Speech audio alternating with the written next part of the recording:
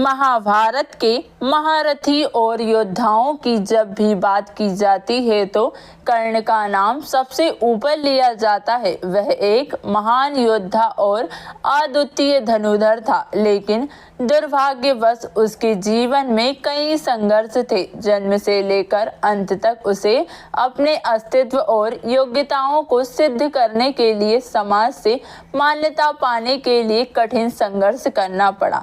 जन्म और जाति के बंधनों के कारण उसे वह सम्मान नहीं मिला जिसका वह अधिकारी था। लेकिन क्या आप जानते हैं कि इसके पीछे कर्ण के पूर्व जन्म की एक गहरी और रहस्यमयी कथा छिपी हुई है। आज हम आपको कर्ण, अर्जुन और भगवान श्री कृष्ण के पूर्व जन्म से जुड़ी उस विशेष कथा के बारे में बताने जा रहे हैं।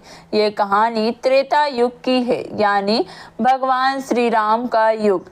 त्रेता युग के अंत से कुछ समय पहले एक बहुत ही शक्तिशाली राक्षस का उदय हुआ जिसका नाम था दंभ्रदभवा।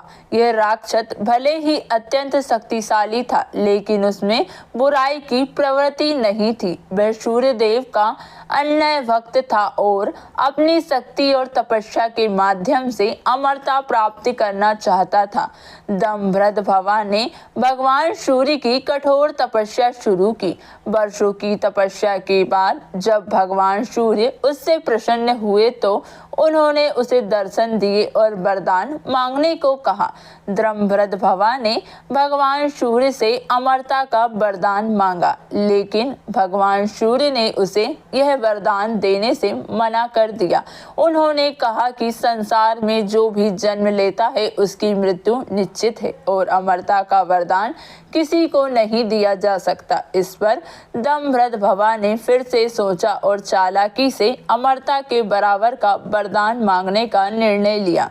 दंभ्रदभवा ने भगवान सूर्य से कहा, हे भगवान, यदि आप मुझे अमरता का वरदान नहीं दे सकते तो कृपा मुझे ऐसा वरदान दे कि मेरे शरीर पर 1000 कवच हो। ये कवच इतने शक्तिशाली हो कि उन्हें निकालने के लिए किसी को मुझसे कम से कम 1000 वर्षों तक युद्ध करना पड़े, और जैसे ही वह योद्धा मेरा कवच निकाल ले उसी समय उसकी मृत्यु हो जाए।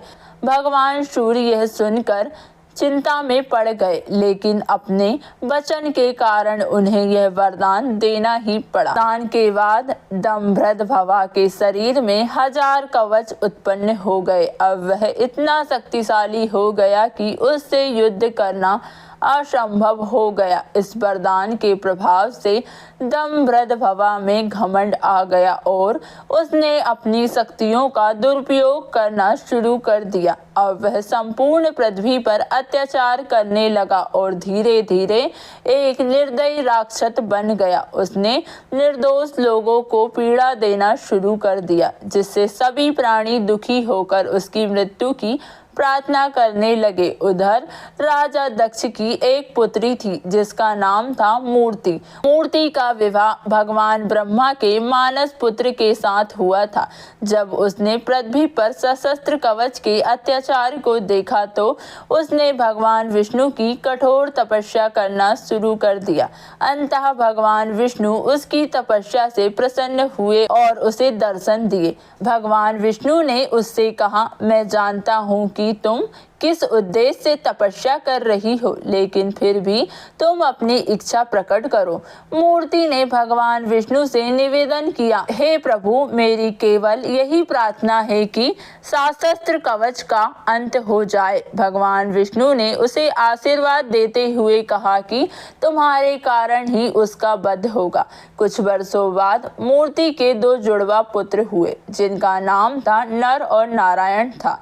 माना जाता है कि नर और नारायण भले ही 2 शरीर थे, लेकिन उनकी आत्मा एक ही थी। नर जो सोचते थे उसे नारायण पूरा कर देते थे और नारायण जो भी सोचते थे उसे नर सिद्ध कर देते थे। कुछ समय बाद जब नर और नारायण बद्रीनाथ में तपस्या में लीन थे, सशस्त्र कवच वहां पहुंचा। वह अपने घमंड और शक्ति के नशे में लोगों और जीवों पर अत्याचार करने लगा। नारायण ने यह देखा और सशस्त्र कवच को युद्ध के लिए ललकारा। वरदान के बाद पहली बार सशस्त्र कवच को किसी ने युद्ध के लिए चुनौती दी थी। उसके अंदर डर उत्पन्न हुआ, लेकिन घमंड के कारण उसने चुनौती स्वीकार कर ली। नारायण और सशस्त्र कवच के बीच एक भीषण युद्ध हुआ जो हजारों वर्षों तक चला। अंततः वह समय आया जब नारायण ने उसका पहला कवच निकाल लिया, लेकिन जैसे ही उन्होंने यह किया, वरदान के अनुसार उसकी मृत्यु हो गई। दूसरी ओर नर भगवान शिव की तपस्या करके मृत संजीवनी विद्या प्राप्त कर चुके थे। उन्होंने नारायण को पुनर्जीवित कर दिया और युद्ध फिर से शुरू हुआ। अब नर और नारायण बारी बारी से सशस्त्र कवच के साथ युद्ध करते रहे, हजारों वर्षों तक। हर बार जब एक कवच टूटता तो वह मारा जाता और दूसरा उसे पुनर्जीवित कर देता। इस प्रकार उन्होंने 999 कवच नष्ट कर दिए। अब केवल एक अंतिम कवच ही बचा था और सशस्त्र कवच में भय उत्पन्न हो गया।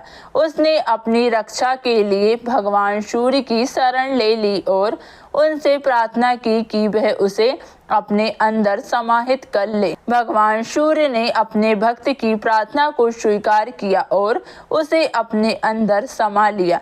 जब नर और नारायण को यह पता चला कि भगवान सूर्य ने सशस्त्र कवच को अपने अंदर समा लिया है तो उन्हें बहुत बुरा लगा। उन्होंने भगवान सूर्य से आग्रह किया कि वह सशस्त्र कवच को उन्हें वापस सौंप दे ताकि उसका अंत कर सके। भगवान सूर्य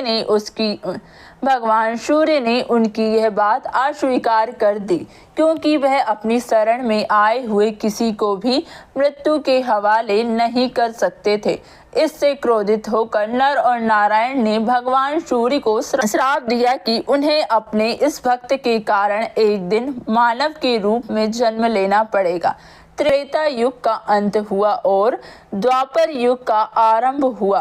भगवान सूर्य ने श्राप के कारण कर्ण के रूप में जन्म लिया। कर्ण के जन्म के समय ही उनके शरीर पर वह कवच था जो सशस्त्र कवच के अंतिम कवच का अंश था। दूसरी ओर नर का जन्म अर्जुन के रूप में और नारायण का जन्म भगवान श्री कृष्ण के रूप में हुआ। महाभारत के युद्ध में जब अर्जुन और कर्ण आमने सामने हुए तब श्री कृष्ण ने इंद्रदेव से अनुरोध किया कि वह ब्राह्मण का भेष बनाकर कर्ण से कवच का दान मांगे। इंद्रदेव ने श्री कृष्ण की सलाह मानी और कर्ण से कवच और कुंडल दान में ले लिए। इस तरह महाभारत के युद्ध में कर्ण की मृत्यु संभव हो गई और सशस्त्र कवच के अंतिम कवच का भी अंत हो गया। इस प्रकार यह महाभारत के युद्ध का एक महत्वपूर्ण अध्याय है जो त्रेता युग से लेकर द्वापर युग के रहस्य, पुनर्जन्म और अद्भुत घटनाओं को हमारे सामने उजागर करता है। दोस्तों, आपको यह वीडियो कैसी लगी कमेंट करके जरूर बताएं। वीडियो को लाइक और चैनल को सब्सक्राइब और अपने दोस्तों के साथ शेयर करना ना भूलें और रोज ऐसी ही नई वीडियो को देखने के लिए चैनल को सब्सक्राइब जरूर करें। धन्यवाद।